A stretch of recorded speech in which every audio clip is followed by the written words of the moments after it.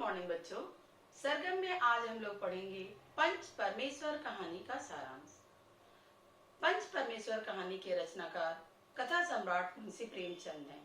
इन्होंने अपने जीवन काल में अनेकानेक उच्च कोटि की कहानियां लिखी। पंच परमेश्वर कहानी उनमें से एक है। पंच परमेश्वर कहानी आदर्शोन्मुख यथार्थवाद की कहानी है। पंच परमेश्वर कहानी में बताया गया है कि पंच परमेश्वर का रूप होता है। उसके मुंह से निकली गई बात परमेश्वर के मुंह से निकली गई बात होती है। अब हम जानते हैं इस कहानी का सारांश। इस कहानी में अलगू और जुम्मन दो मित्र हैं। दोनों को एक दूसरे पर अटूट विश्वास है। दोनों की खेती साझे में होती है। जुम्मन हज करने जाता है तो अपना घर अलगू को सौंप जाता है। अलगू कहीं बाहर जाता है तो अपना घर जुम्मन को सौंप जाता है। जुम्मन की एक बूढ़ी खाला है जिनके पास कुछ थोड़ी सी मिल्कियत है, लेकिन उनका कोई निकट संबंधी नहीं है। इसलिए जुम्मन उन्हें बहला फुसलाकर उनकी मिल्कियत अपने नाम करवा लेता है। जब तक रजिस्ट्री का काम पूरा नहीं हुआ रहता है तब तक तो जुम्मन और उसकी पत्नी खाला का खूब आदर सत्कार करते हैं, लेकिन कागजात का काम पूरा होते ही खाला को दोनों टाइम कड़वी बातें सुननी पड़ती हैं। कुछ दिन तो खाला रो धो कर गुजारा करती हैं, लेकिन जब पानी सर से ऊपर जाने लगता है तो एक दिन वह जुम्मन से उसकी पत्नी की शिकायत करती हैं। लेकिन यह क्या, जुम्मन अपनी पत्नी को समझाने की जगह खाला पर ही बिफर पड़ता है। इससे खाला को बड़ा ही दुख होता है और वह जुम्मन से कहती हैं, बेटा मुझे 2 जून की रोटी और तन ढकने को वस्त्र चाहिए कि नहीं। इस पर जुम्मन कहता है, हमें क्या पता था कि तुम अमर होकर आई हो, मरोगी ही नहीं। तुम्हारी मिल्कियत से इतना नहीं मिलता कि तुम जो जो कहो तुम्हारा सब कुछ पूरा किया जा सके।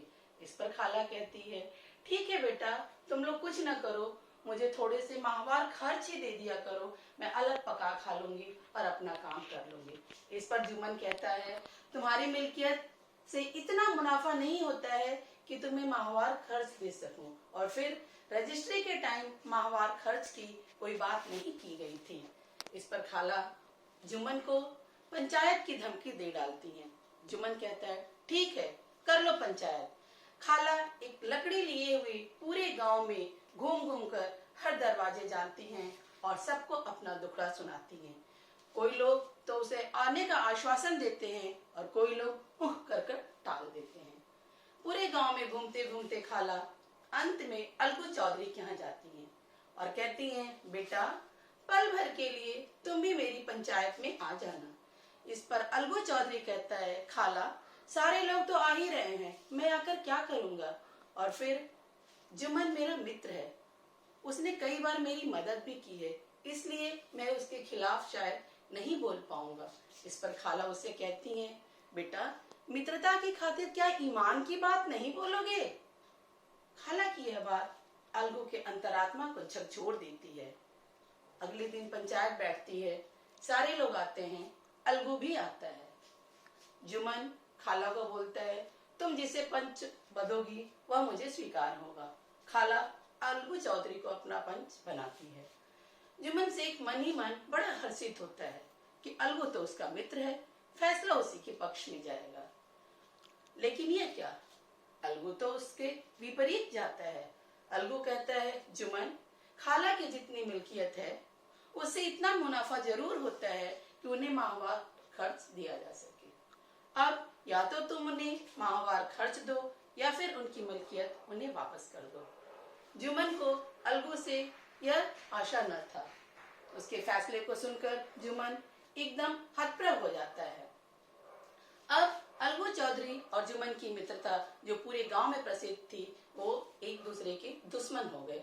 अब वो तलवार और ढाल की भांति एक दूसरे से मिलने लगे। समय बीतता गया।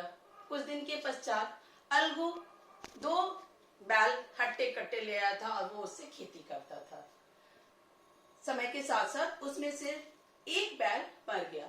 अब खेती के लिए एक बैल का कोई औचित्य न था, अतः गांव में एक समझू साहू थे, उन्होंने उस एक बैल को खरीद लिया। बैल हट्टा कट्टा था, उन्होंने उससे खूब काम लिया, लेकिन उसके खाने पीने की फिक्र नहीं की, इसलिए कुछ ही दिनों बाद वो बैल मर गया। अब जब अलगू चौधरी समझू साहू के यहाँ पैसों के लिए जाते तो समझू साहू पैसा देने से आनाकानी करने लगा कि तुम्हारा बैल तुरंत मर गया, वो मुझे बर्बाद कर दिया, लुटेरों ने रास्ते में मुझे लूट लिया, क्योंकि मेरी गाड़ी सामान से भरी हुई थी, बैल मर गया, लुटेरे आकर मुझे लूट लिए। एक दिन अलगू की पत्नी समझू के यहाँ जब पैसे मांगने गई तो समझू की पत्नी ने भी अलगू की पत्नी को बड़ा ही खरा खोटा सुनाया। इस पर अलगू समझू साहू को पंचायत करने की धमकी दिया। पंचायत लगी। समझू जो था वह जुम्मन को अपना पंच बना। यह क्या, जुम्मन का नाम सुनते ही अलगू को तो मानो जैसे सांप सूंघ गया हो। जुम्मन भी मन ही मन बड़ा खुश हुआ कि अब तो मैं अलगू से अपनी दुश्मनी का बदला ले लूंगा। लेकिन पंच के आसन पर बैठते ही जुम्मन का ईमान ऐसा करने को न कहा। जुम्मन ने फैसला सुनाया, समझू, जो तुमने अलगू से बैल खरीदा था वह बैल बीमार नहीं था। उस बैल से तुमने बिना उसके चारा पानी का व्यवस्था किए बहुत ही कठोर परिश्रम कराया, जिसके कारण उसकी मृत्यु हुई। अतः तुम अलगू को बैल का वाजिब दाम दोगे, ऐसा पंच का फैसला है। अलगू जुम्मन के मुंह से ये बात सुनते ही एकदम हतप्रभ हो गया और दोनों मित्र उठे एक दूसरे के गले लगे। तब जुम्मन ने कहा, अलगू, मुझे यह बात समझ में आ गई कि पंच बनने के बाद न कोई किसी का मित्र होता है न कोई किसी का दुश्मन, क्योंकि पंच के मुंह से मनुष्य नहीं परमेश्वर बोलता है। यहाँ पर यह कहानी समाप्त होती है। धन्यवाद। आपका दिन मंगलमय हो।